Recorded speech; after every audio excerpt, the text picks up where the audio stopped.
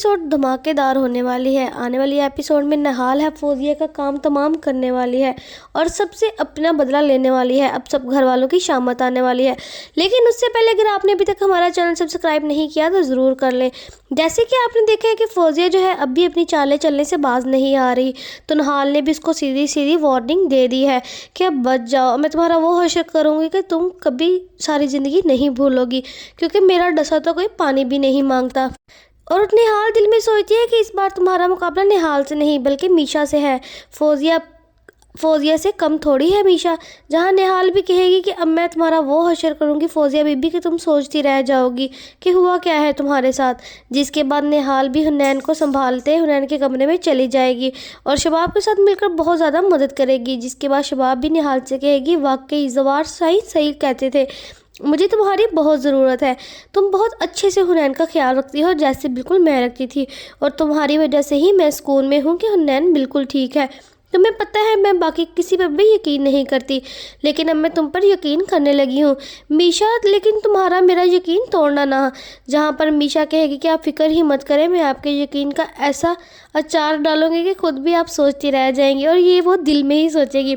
वो शबाब से कहेगी कि आप मैम आप बिल्कुल टेंशन ना लें, मैं आपका यकीन कभी भी नहीं तोड़ने दूंगी।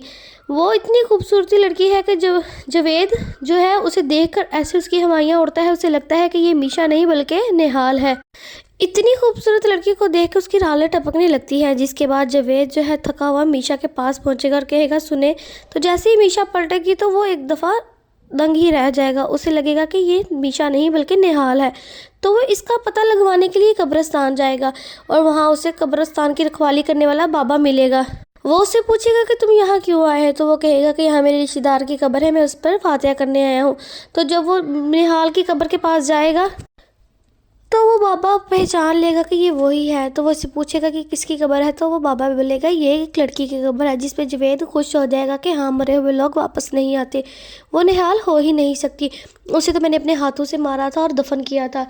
जिसके बाद जो वो केयर टेकर होता है कब्रिस्तान का, वो जल्दी से फ़ोन करता है डॉक्टर नवीद को और उसे बताता है कि आपने बिल्कुल ठीक कहा था, यहाँ पर वो आदमी आया था मीशा की कब्र पर और मैंने उसे बिल्कुल वैसे ही कहा है जैसे आपने मुझे करने को कहा था। वहीं दूसरी तरफ फौजिया जो होती है और ज़किया को लेके एक पीर के पास जाती है और वहाँ से तवीज़ लेके आती है ताकि जो शबाब है अपनी पिछली सारी बातें भूल जाए, क्योंकि वो बार बार निहाल को तलाक देने का जिक्र कर रही होती है और नूरी को वापस लाने की बात कर रही होती है, जिससे उन दोनों को बहुत ज़्यादा टेंशन होती है कि हमारा राज ना खुल जाए।